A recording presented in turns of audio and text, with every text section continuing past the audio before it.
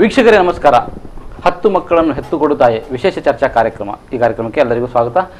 ನಾವು ಇವತ್ತು ಅಂದರೆ ಮೋಹನ್ ಭಾಗವತ್ RSS ಪ್ರಮುಖ ಮುಖ್ಯಸ್ಥ ಮೋಹನ್ ಭಾಗವತರವರು ಅಂದರೆ ಈ ದೇಶದಲ್ಲಿ ಹಿಂದೂ ಜನಸಂಖ್ಯೆಯನ್ನು ಹೆಚ್ಚಿಸಲಿಕ್ಕೆ ಯಾವುದೇ ಕಾನೂನಿನ ಅಡ್ಡಿ ಇಲ್ಲ ಅಂತ ಒಂದು ಅಭಿಪ್ರಾಯ ಕೊಟ್ಟಿದ್ದಾರೆ. ಈ ಅಭಿಪ್ರಾಯ ವಿವಾದಕ್ಕೀಡಾಗಿದೆ. ಅದು ಯಾಕೆ ಈ ಅರ್ಥದಲ್ಲಿ ಕೊಟ್ಟಿದ್ದಾರೆ ಅನ್ನೋ ವಿಷಯದಲ್ಲಿ ಮತ್ತು ಇದರಿಂದ ಏನೆಲ್ಲ ಅಂದರೆ ಯಾವ ಹಿಡನ್ ಅಜೆಂಡಾವನ್ನು ಮುಂದೆ ತರುವ ಒಂದು ಪ್ರಯತ್ನ ನಡೀತಾ ಇದೆ ಅಥವಾ ಇದರ ಹಿಂದೆ ಏನಿದೆ ಎಂಬುದರ ವಿಷಯದಲ್ಲಿ ನಾವು ಚರ್ಚೆ ಮಾಡಲಿಕ್ಕಿದ್ದೇವೆ. ನಮ್ಮ ಜೊತೆಯಲ್ಲಿ ಈ ದಿನದಲ್ಲಿ ಚರ್ಚೆ ಮಾಡಲಿಕ್ಕೆ ನಮ್ಮ ಜೊತೆಲಿದ್ದಾರೆ AK ಕುಕ್ಕಿಲ, ಸಂಪಾದಕರು, ಸನ್ಮಾರ್ಗ ಸಾಪ್ತಾಹಿಕ. ನಿಮಗೆ ಕಾರ್ಯಕ್ರಮಕ್ಕೆ ಸ್ವಾಗತ ಮಾಡ್ತಾ ಇದ್ದೇನೆ. ಹಾಗೆ ನಮ್ಮ ಜೊತೆಲಿದ್ದಾರೆ RSS ದಕ್ಷಿಣ ಕನ್ನಡ ಜಿಲ್ಲಾ ಸ್ವಾಗತ. ಹಾಗೆ ಯಾದವ್ ಶೆಟ್ಟಿ, CPM ಜಿಲ್ಲಾ ಕಾರ್ಯದರ್ಶಿ ಸಮಿತಿಯ ಸದಸ್ಯ ಯಾದವ್ ಶೆಟ್ಟಿ ಅವರು, ನಿಮಗೂ ಕೂಡ ಕಾರ್ಯಕ್ರಮಕ್ಕೆ ಸ್ವಾಗತ. ನಾನು ಸುನಿಲ್ ಕುಲಕರ್ಣಿ ಅವರ ಹತ್ರ ಕೇಳಲಿಕ್ಕೆ ಬಯಸ್ತೇನೆ, ಸ್ಪಷ್ಟನೆಯನ್ನು ಕೊಡಲಿಕ್ಕೆ ಸಾಧ್ಯ ಇದೆಯಾ ನಿಮ್ಮ ನಾಯಕನ ಹೇಳಿಕೆಯ ಬಗ್ಗೆ? ಮೊದಲನೇದಾಗಿ ಕಾರ್ಯಕ್ರಮದ ಶೀರ್ಷಿಕೆಯನ್ನ ಒಂದ್ಸಾರಿ ನಾನು ಹೇಳ್ತೇನೆ. 10 ಮಕ್ಕಳನ್ನು ಹೆತ್ತು ಕೊಡು ತಾಯಿ ಅನ್ನುವಂತಹ ಒಂದು ಶೀರ್ಷಿಕೆಯನ್ನು ಇವತ್ತು ನೀವು ಕೊಟ್ಟಿದ್ದೀರಾ. ಆದ್ರೆ ಅವರ ಹೇಳಿಕೆಗೂ ಈ ಶೀರ್ಷಿಕೆಗೂ ಎರಡು ಸಂಬಂಧ ಇಲ್ಲ ಅಂತ ನನ್ನ ಅಭಿಪ್ರಾಯ. ಯಾಕಂತ ಹೇಳಿದ್ರೆ ಅವ್ರು ಎಲ್ಲೂ ಕೂಡ ಮಕ್ಕಳನ್ನ ಹೆರಿರಿ ಅನ್ನುವಂತಹ ವಿಚಾರದಲ್ಲಿ ಎಲ್ಲೂ ಮಾತನಾಡಲಿಲ್ಲ. ಕೇಳಿದಂತಹ ಪ್ರಶ್ನೆ, ಇನ್ನು ಆ ಸ್ಟೇಟ್ಮೆಂಟ್ ಏನಿತ್ತು ಅನ್ನೋದನ್ನ ನಿಮ್ಮ ಗಮನಕ್ಕೆ ತರ್ತೇನೆ. ಒಂದು ಸಭೆಯಲ್ಲಿ, ಅವರು ಶಿಕ್ಷಕರ ಸಭೆಯಲ್ಲಿ ಅಲ್ಲಿರ್ತಕ್ಕಂಥ ಒಬ್ಬರು ಶಿಕ್ಷಕರು ಎತ್ತಿದಂತಹ ಒಂದು ಪ್ರಶ್ನೋತ್ತರ ಅವಧಿಯಲ್ಲಿ ಅವರೊಂದು ಪ್ರಶ್ನೆ ಕೇಳ್ತಾರೆ. ಏನು ಅಂತ ಹೇಳಿದ್ರೆ, ಈ ರೀತಿ ಪ್ರಮಾಣ ಏನಿದೆ, ಏರಿಕೆಯ ಪ್ರಮಾಣ 2.1 ಇದೆ. ಹಾಗೇನೆ ಮುಸ್ಲಿಂ ಸಮುದಾಯದಂತಹ ಜನಸಂಖ್ಯೆಯ ಪ್ರಮಾಣ 5.3 ರೀತಿಯಲ್ಲಿ ಸಾಗ್ತಾ ಇದೆ ಇವತ್ತಿನ ದಿನಗಳಲ್ಲಿ. ಇದು ಜನಗಣತಿ ಹೇಳಿದಂತಹ ವಿಚಾರ. ಅದು ನಮ್ಮ ಎಲ್ಲರಿಗೂ ಗಮನದಲ್ಲಿದೆ. 2011ನೇ ಸೆನ್ಸಸ್ ಏನ್ ಹೇಳಿದೆ ಅದೇ ವಿಚಾರದಲ್ಲಿ. ಈ ಅಂಕಿ ಅಂಶಗಳನ್ನ ನೋಡಿದಾಗ ಆ ಪ್ರಶ್ನಿಸಿದಂತಹ ಶಿಕ್ಷಕನ ಮನಸ್ಸಿನಲ್ಲಿ ಬಂದಂತಹ ಯೋಚನೆ ಏನಂದ್ರೆ, ಇನ್ನು ಮುಂದಿನ ದಿನಗಳಲ್ಲಿ 50 ವರ್ಷಗಳ ನಂತರ ಈ ದೇಶದಲ್ಲಿ ಅಲ್ಪಸಂಖ್ಯಾತರಾಗಿರಬಹುದೇನೋ ಅನ್ನೋದನ್ನ ಪ್ರಶ್ನಿಸಿದ್ರು ಅವರು. ಅದಕ್ಕೆ ಮೋಹನ್ ಜಿ ಭಾಗವತ್ ಅವರು ಕೊಟ್ಟಂತ ಉತ್ತರ ಸ್ಪಷ್ಟವಾಗಿತ್ತು. ಇದೇನಂತ ಹೇಳಿದ್ರೆ, ಅವ್ರು ಕೊಟ್ಟಂತ ಉತ್ತರ ಒಂದೇ. ಇದಕ್ಕೆ ಅವ್ರಿಗೆ ಹೇಳಿದ್ರು, ಅದು ದೇಶಕ್ಕೆ ಕರೆ ಕೊಟ್ಟಿದ್ದಲ್ಲ, ಅವ್ರಿಗೆ ಏನ್ ಹೇಳುದು, ಇದಕ್ಕೆ ನಿಮ್ಮನ್ನ ತಡಿಲಿಕ್ಕೆ ಯಾವ್ದಾದ್ರು ಕಾನೂನು ಇದೆಯಾ, ಆ ರೀತಿ ಕಾನೂನು ಇಲ್ಲ ಅನ್ನುವಂತ ವಿಚಾರವನ್ನು ಅವರು ವ್ಯಕ್ತಪಡಿಸಿದ್ದಾರೆ.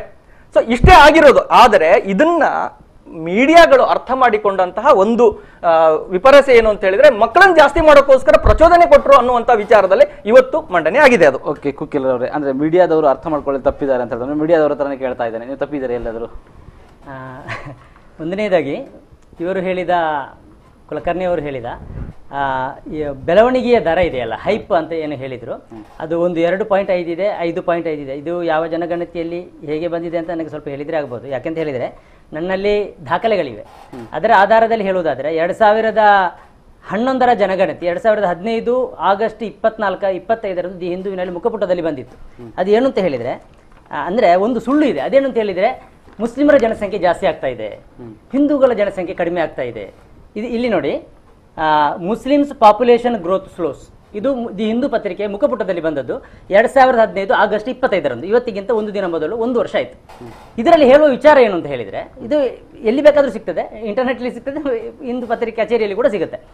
1991 2001ರವರೆಗೆ ಹಿಂದೂಗಳ ಬೆಳವಣಿಗೆಯ ದರ ಅದು 19 ಸ್ವಲ್ಪ ಚಿಲ್ಲರೆ ಇತ್ತು. ಅದೇ ಮುಸ್ಲಿಮರದ್ದು 29 ಪಾಯಿಂಟ್ ಚಿಲ್ಲರೆ ಇತ್ತು. ಬಹಳ ನೇರವಾಗಿ ಹೇಳ್ತಾ ಇದ್ದೇನೆ, 19 ಮತ್ತು 29 ಇತ್ತು. ಅದೇ 2011ರ ಜನಗಣತಿಯಲ್ಲಿ, 2011 ಜನಗಣತಿಯಲ್ಲಿ ಮುಸ್ಲಿಮರ ಜನಸಂಖ್ಯೆಯ ಬೆಳವಣಿಗೆಯ ದರ ಎಷ್ಟು ಕುಸಿತ ಆಯಿತು ಅಂತ ಹೇಳಿದ್ರೆ, ಅದು 24ಕ್ಕೆ ಬಂತು. 24 ಪಾಯಿಂಟ್ ಚಿಲ್ಲರೆ, ಅಂದ್ರೆ 5% ಅಲ್ಲಿ ಕಡಿಮೆ ಆಯಿತು. 5% ಹೆಚ್ಚಿದ್ದಲ್ಲ, ಹೇಳ್ತಾ ಇರುವುದರಲ್ಲಿ ಇರುವ ತಪ್ಪುಗಳನ್ನು ನಾನು ಹೇಳ್ತಾ ಇರೋದು. ಹೈಪ್ ಮಾಡ್ತಾ ಇದ್ದಾರೆ ಮತ್ತು ಸುಳ್ಳು ಹೇಳ್ತಾ ಇದ್ದಾರೆ ಸಮಾಜಕ್ಕೆ. 29ರಿಂದ 24 ಪಾಯಿಂಟ್ ಚಿಲ್ಲರೆಗೆ ಕುಸಿತ ಆಯಿತು. ಇಲ್ಲಿ ಇದೆ, ಬೇಕಾದ್ರೆ ನಾನು ಇಲ್ಲಿ ಪಾಯಿಂಟ್ ಔಟ್ ಮಾಡಿದ್ದೇನೆ, ಯಾರಿಗೆ ಬೇಕಾದ್ರೂ ನೋಡ್ಬೋದು. ಇದು ಬಹಳ ಸ್ಪಷ್ಟವಾಗಿರುವ. ಅದೇ ಹಿಂದೂಗಳದ್ದು 19ರಿಂದ 16ಕ್ಕೆ ಇಳಿದಿದೆ, 3% ಕುಸಿತ ಆಗಿದೆ.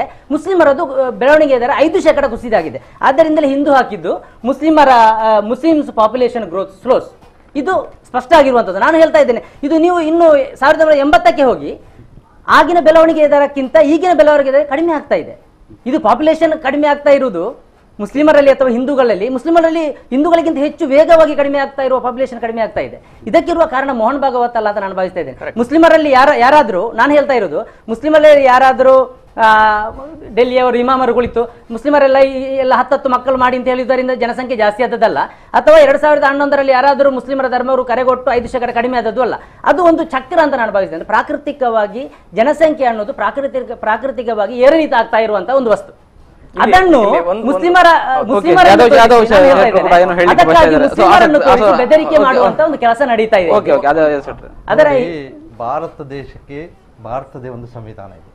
ಅಲ್ಲಿ ಹಿಂದೂ ಮುಸ್ಲಿಮು ಕ್ರಿಶ್ಚಿಯನ್ ಎನ್ನುವಂಥ ಭೇದ ಮಾಡುವಂಥದ್ದು ಅದು ಸಂವಿಧಾನಕ್ಕೆ ವಿರುದ್ಧವಾದ. ಈಗ ಇರುವಂಥದ್ದು ಜನಸಂಖ್ಯೆ ಪ್ರಶ್ನೆ ನಿಮಗೆ ಗೊತ್ತಿರ್ಬೋದು, ಬೇರೆ ಎಲ್ಲೂ ಹೋಗಬೇಕಾಗಿಲ್ಲ, ಮಂಗಳೂರಿನಲ್ಲಿ ನೋಡುವ. ಒಂದು 50 ವರ್ಷದಿಂದ ಹೇಗಿತ್ತು, ಹಿಂದೂ ಆಗಲಿ ಮುಸ್ಲಿಮ್ ಆಗಲಿ ಎಷ್ಟು ಮಕ್ಕಳಿತ್ತು? 12, 15 ಮಕ್ಕಳಿತ್ತು, ಹೌದಾ?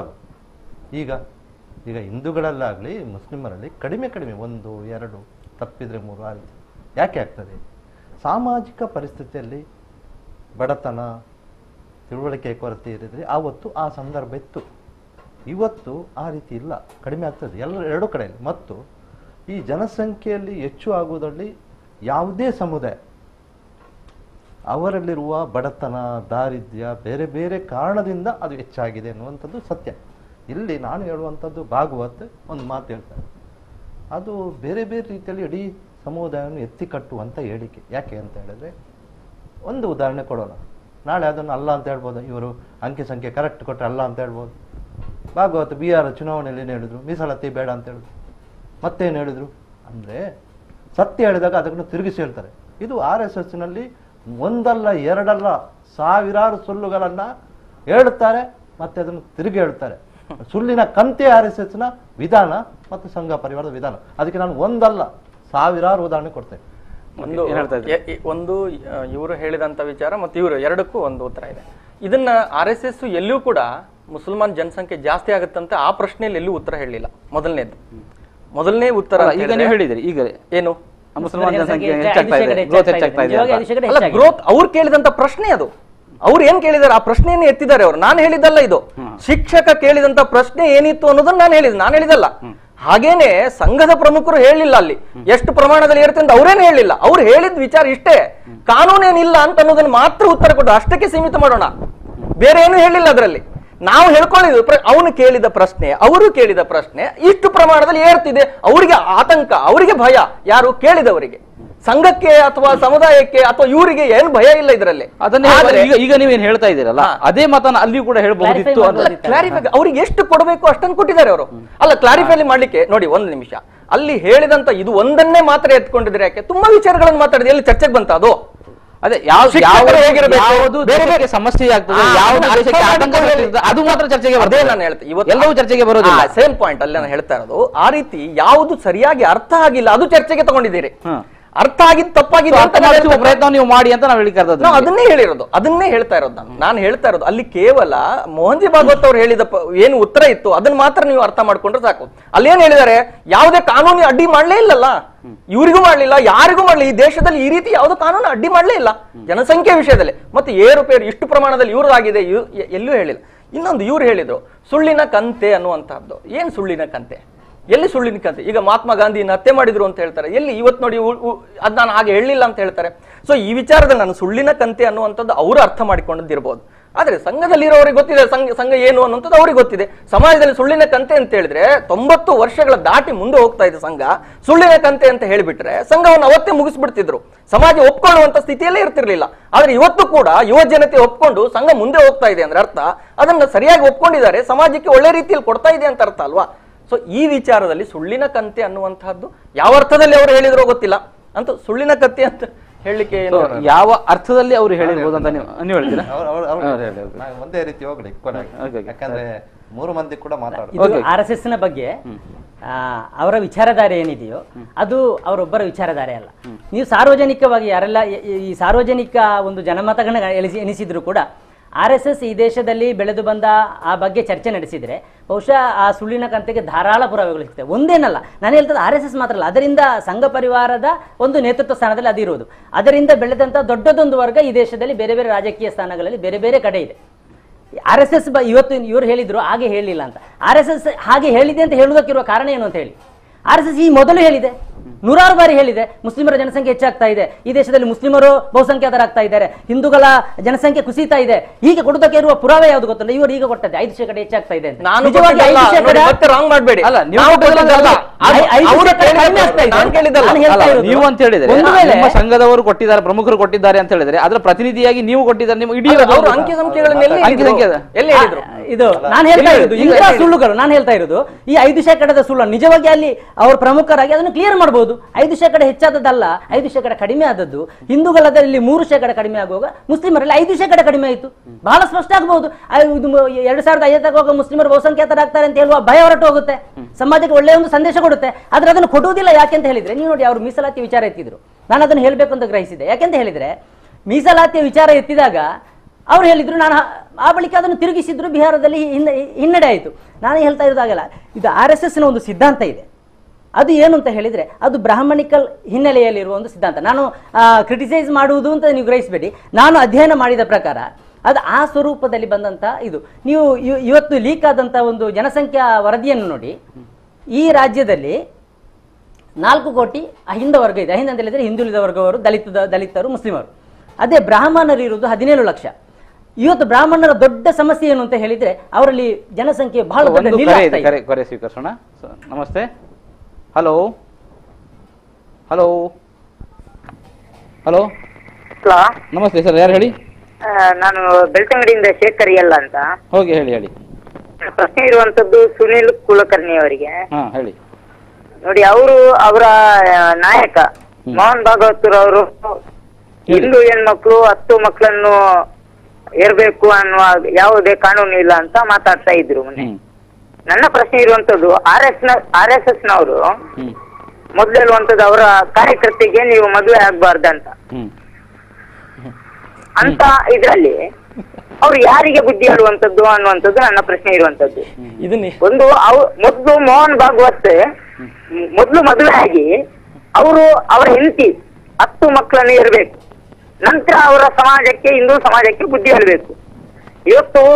ಇವತ್ತು ಕೂಡ ಸುಮಾರು 60ರಿಂದ ಸುಮಾರು 70% ಜನ ಈ ದೇಶದಲ್ಲಿ, ಅದು ಕೂಡ ಹಿಂದೂ ಸಮುದಾಯದಲ್ಲಿ ಸುಮಾರು 70% ಜನ ಬಡವರು ಇರುವ ಕಾರಣ ಅವರು ಹಿಂದೂ ಸಮಾಜವನ್ನು ಮತ್ತಷ್ಟು ಇವತ್ತು ಅವರು ಹೇಳುವ ಪ್ರಕಾರ ಇವತ್ತು ನರಕಕ್ಕೆ ದೂಡುವ ಇದರಲ್ಲಿ ಅವ್ರು ಹೇಳ್ತಾ ಇದ್ದಾರೆ, ನೀವು 10 ಮಕ್ಕಳನ್ನ ಏರಿ ಅಂತ. 10 ಮಕ್ಕಳನ್ನ ಕರೆ ಮಾಡಿದ್ದಕ್ಕೆ ಧನ್ಯವಾದ. ಉತ್ತರ ಪಡೆಯುವ ಪ್ರಯತ್ನ ಮಾಡ್ತೇನೆ. ಈ ಸಮಾಜದ ಉತ್ತಮ ಸ್ಥಾನಕ್ಕೆ ತರಬೇಕು ಅಂತ ಜವಾಬ್ದಾರಿಯನ್ನು RSS ಹೊರಲಿಕ್ಕೆ ಇವತ್ತು ತಯಾರಿ ಇದೆಯಾ? ಓಕೆ ಸರಿ. ಅಲ್ಲ, ನಾನು ನಿಮ್ಮ ಕೇಳ್ತೇನೆ. ಗುಡ್ಕಿಲ್ ಅವರು ಏನೋ ಈಗ ಅವ್ರು ಕೇಳಿದ್ದು ಕಾರ್ಯಕರ್ತರನ್ನ ಮದುವೆ ಆಗ್ಬೇಡಿ ಅಂತ ಎಲ್ಲೂ ಹೇಳಲಿಲ್ಲ. ನನ್ ಮದುವೆ ಆಗುವ ಈ ರೀತಿ ಅವ್ರು ಎಲ್ಲಿಂದ ವಿಚಾರ ತಿಳ್ಕೊಂಡಿದ್ದಾರೆ ಅಂತ ಗೊತ್ತಿಲ್ಲ. ಅದ ಕಾರ್ಯಕರ್ತರಿಗೆ ಮದುವೆ ಕಾರ್ಯಕರ್ತರಲ್ಲ, ನಿಮ್ಮ ಈ ಪ್ರಚಾರಕರು ಅಂತ ಏನಿರ್ತಾರೆ ಅವರನ್ನ ನೀವು ಅದಕ್ಕೆ ಬೇರೆ ಬೇರೆ ಕಾರಣಗಳಿದೆ. ಈಗ ನೋಡಿ, ನೀವು ಮನೆ ಅದು ಮತ್ತೆ ಬೇರೆ ವಿಷಯ ಆಗತ್ತೆ. ನೋಡಿ, ಒಬ್ಬ ಸಾಮಾಜಿಕ ಕೆಲಸದಲ್ಲಿ ಮಾಡ್ತಿರ್ಬೇಕಾದ್ರೆ ಒಬ್ರು ಈಗ ಅವರು ಮದುವೆ ಆದ್ರೆ ಈಗ ಪ್ರವಾಸಗಳು ಇರ್ತದೆ, ಬೇರೆ ಬೇರೆ ಕ್ಷೇತ್ರಗಳಿಗೆ ಹೋಗ್ಬೇಕು. ಈ ಕಡೆ ಸಂಸಾರ ನೋಡ್ಕೊಳ್ತಾರ, ಈ ಕಡೆ ಸಮಾಜವನ್ನು ನೋಡ್ಕೊಳ್ತಾರ. ಈಗ ನೋಡಿ, ಮೌಲ್ಯಗಳು, ನಾನು ಹೇಳೋದು ಬೇರೆ ಬೇರೆ ಎಲ್ಲಾ ಸಮುದಾಯ ಮದುವೆ ಆಗ್ತಾರೆ, ಅಲ್ಲ ಬೇರೆ ಬೇರೆ ಸನ್ಯಾಸಿಗಳು. ನಾನು ಹೇಳ್ತಾ ಇರೋದು ನೀವು ಅರ್ಥ ಮಾಡ್ಕೊಳ್ಳಿ. ಬರೀ ಜಾತಿಯನ್ನ ಅರ್ಥ ಮಾಡ್ಕೋಬೇಡಿ, ಅಥವಾ ಮತ ಅಥವಾ ಧರ್ಮವನ್ನು ಅರ್ಥ ಮಾಡ್ಕೋಬೇಡಿ. ನಾನು ಹೇಳ್ತಾ ಇರೋದಂದ್ರೆ, ನನ್ನ ಸಾಮಾಜಿಕ ಕೆಲಸಕ್ಕೆ ಅಡಚಣೆ ಆಗುತ್ತೆ ಅನ್ನುವಂತ ಒಂದೇ ಉದ್ದೇಶದಿಂದ ಅವರು ಮದುವೆ ಆಗ್ಲಿಲ್ಲ. ಒಂದು ಮತ್ತೆ ಯಾರಿಗೂ ಮದುವೆ ಆಗಬೇಡಿ ಅಂತ ಎಲ್ಲೂ ಹೇಳಿಲ್ಲ. ಅಲ್ಲ, ಅವರು ಕೇಳಿದ್ದು ಅದನ್ನಲ್ಲ, ಯಾರಿಗೂ ಮದುವೆ ಮಾಡಿ ಅಂತ ಹೇಳಿಲ್ಲ. ಬಟ್ ಅದೇ ನಿಮ್ಮ ಈ ಪ್ರಶ್ನೆ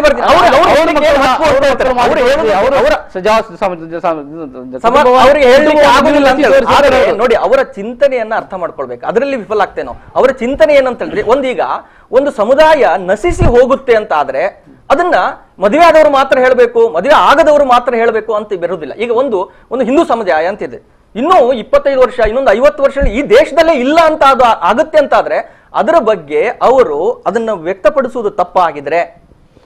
ಸೊ ಅದಕ್ಕಿಂತ ಮೊದಲು ಅಂದ್ರೆ ಇವರು ಪ್ರಶ್ನೆ ಕೇಳಿದ್ದಾರೆ, ಅಂದ್ರೆ ಈ ಒಂದು ಸಮುದಾಯ, ಒಂದು ಧರ್ಮ ಇಲ್ಲ ಆಗುವಂತ ಪರಿಸ್ಥಿತಿ ನಿರ್ಮಾಣ ಏನಾದರೂ ಆಗ್ತಾ ಇದೆಯಾ ಅಂತ ನಿಮ್ಮ ಹತ್ರ ಕೇಳಲಿಕ್ಕೆ ಬಯಸ್ತೇನೆ. ಅದಕ್ಕಿಂತ ಮೊದಲು ಅಂದ್ರೆ ಅವರು ಕುಲಕರ್ಣಿ ಅವರು ಅದನ್ನ ಎತ್ತಿದ್ದಾರೆ. ಸೊ ಅದಕ್ಕಿಂತ ಮೊದಲು ಒಂದು ಸಣ್ಣ ವಿರಾಮ. ವೀಕ್ಷಕರ ವಿರಾಮದ ಬಳಿಕ ಚರ್ಚೆ ಮುಂದುವರಿತದೆ. 10 ಮಕ್ಕಳನ್ನು ಹೆತ್ತು ಕೊಡುತ್ತಾಯೆ, ಈಗೊಂದು ಚರ್ಚೆ ನಡೀತಾ ಇದೆ.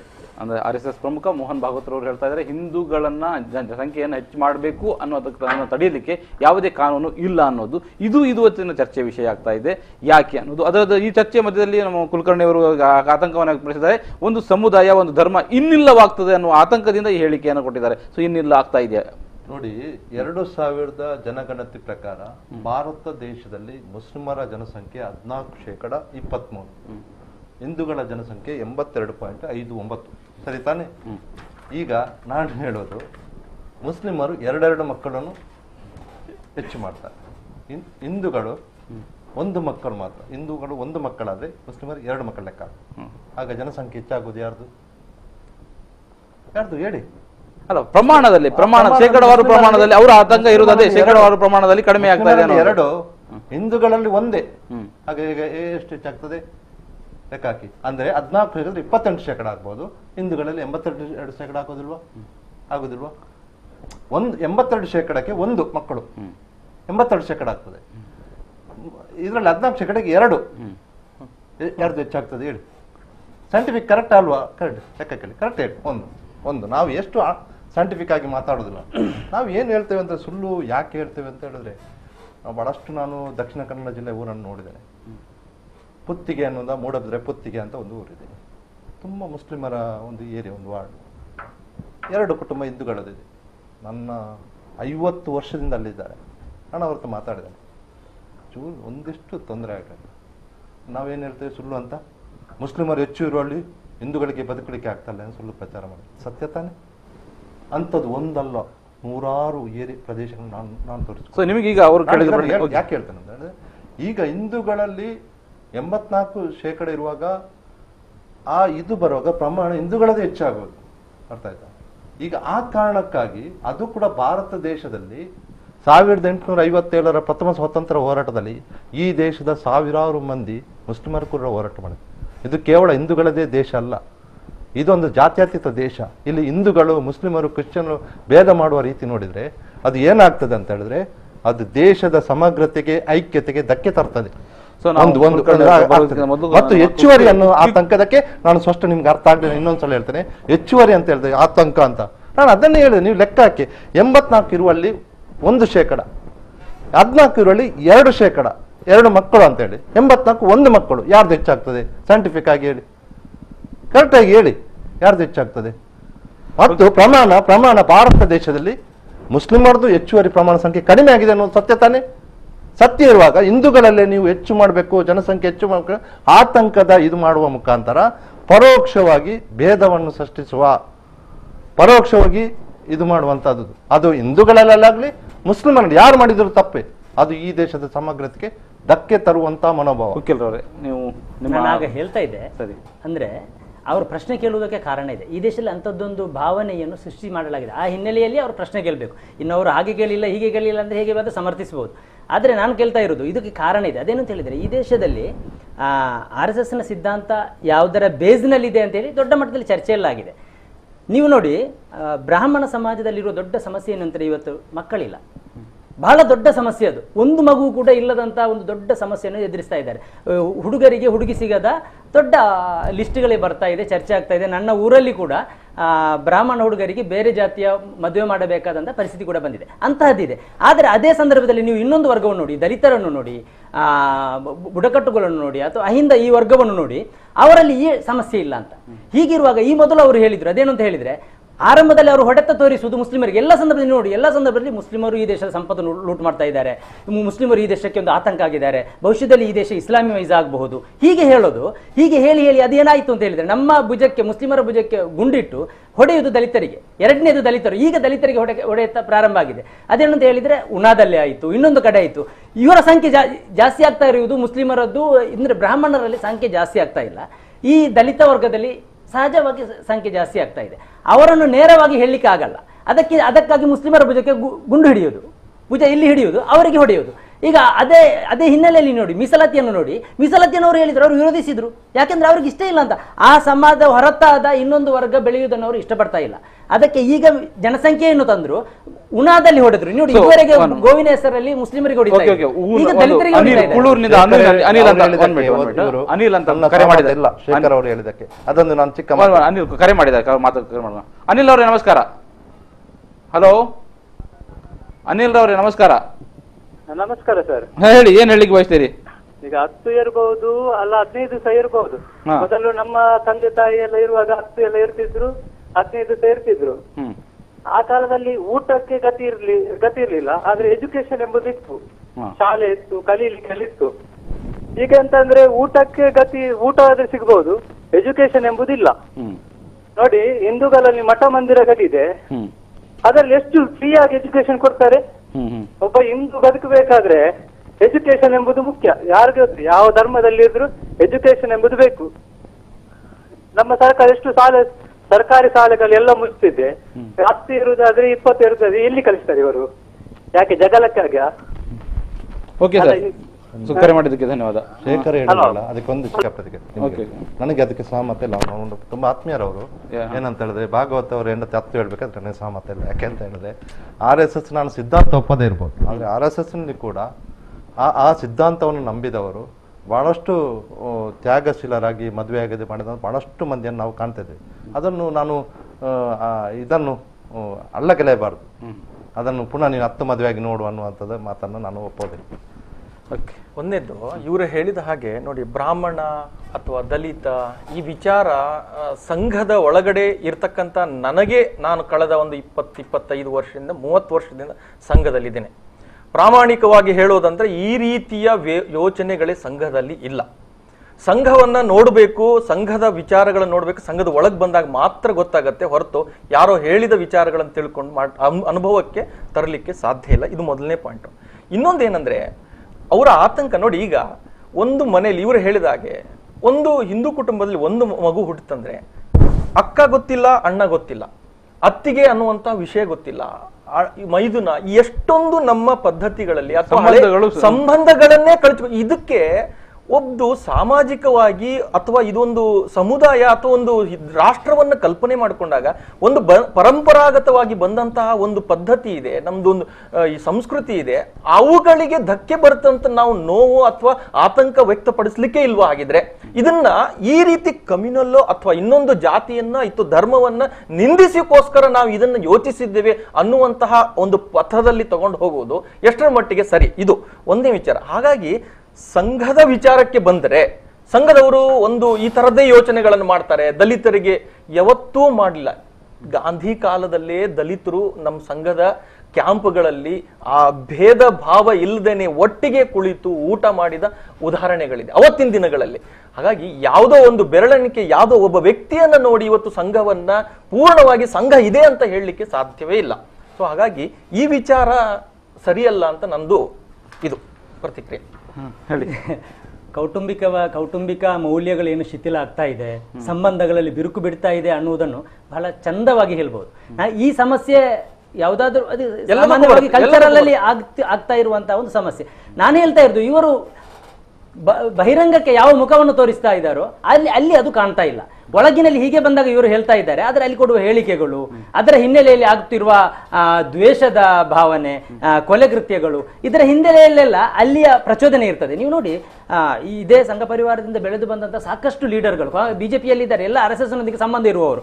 ಇದು ದಣಸಾಗಾಟದವರ ತಲೆಗಡೀರಿ ಅಂತ ಹೇಳುವವರಿದ್ದಾರೆ, ಹೆಣ್ಣು ಮಕ್ಕಳನ್ನು ಚುನಾವಣೆ ಮಾಡಿದರೆ ಗಲ್ಲಿಗೇರಿಸಿ ಅಂತ ಹೇಳುವವರಿದ್ದಾರೆ, ಇನ್ನೊಬ್ಬರ ಕೈ ಕತ್ತರಿಸಿ ಅಂತ ಹೇಳುವವರಿದ್ದಾರೆ. ಎಲ್ಲ ಇದೇ ಸಂಘದಿಂದ ಮೇಲೆ ಹೋದವರು, RSS ನೊಂದಿಗೆ ಸಂಬಂಧ ಇರುವವರು. ಆದರೆ ಇಲ್ಲಿಗೆ ಹೇಳುವಾಗ ಅದನ್ನು ಹೇಳ್ತಾ ಇಲ್ಲ. ನಾನು ಹೇಳ್ತಾ ಇರೋದು ಇದೊಂದು ಸ್ಪಷ್ಟ ಸಿದ್ಧಾಂತ. ನಾನೊಂದು ಉದಾಹರಣೆ ಕೊಡ್ತೇನೆ ನೋಡಿ ಇವರೇ. ನನಗೆ ಬೇರೆ ಎಲ್ಲದು ನಾನು ಹೇಳೋದಿಲ್ಲ, ನನಗೆ ಗೊತ್ತಿದೆ ಹೇಳೋದಿಲ್ಲ. ದಕ್ಷಿಣ ಕನ್ನಡದ ಹೇಳುವ, ನಾನು ಪೊಲೀಸ್ ಇಲಾಖೆಯಲ್ಲೂ ಕೂಡ ಬಹಿರಂಗವಾಗಿ ಹೇಳ್ತೇನೆ. ಈ ಜಿಲ್ಲೆಯಲ್ಲಿ ಭಾಳಷ್ಟು ಕೋಮು ಗಲಭೆ ಆಗಿದೆ, ಕೋಮು ಘಟನೆಗಳಾಗಿದೆ. ಅದು ದನದ ಹೆಸರಿನಲ್ಲಿ, ಹುಡುಗಿ ಹೆಸರಿನಲ್ಲಿ, ಬೇರೆ ಲವ್ ಜೀವಾದ ಭಾಳಷ್ಟು ಆಗಿದೆ. ಇವತ್ತು ಅದು ಅವರು ಬಜರಂಗ ದಳದಲ್ಲಿರಲಿ, ಜಾಗರಣ ವೇದಿಕೆಯಲ್ಲಿರಲಿ, ವಿಶ್ವ ಹಿಂದೂ ಪರಿಷತ್ತಿನಲ್ಲಿರಲಿ, ಹಿಂದೂ ಯುವಸೇನಲ್ಲಿ ಅವರೆಲ್ಲರ ಹಿನ್ನೆಲೆ ಇದೇ RSS ಬೈಠಕ್ಕೆ ಹೋದವರು.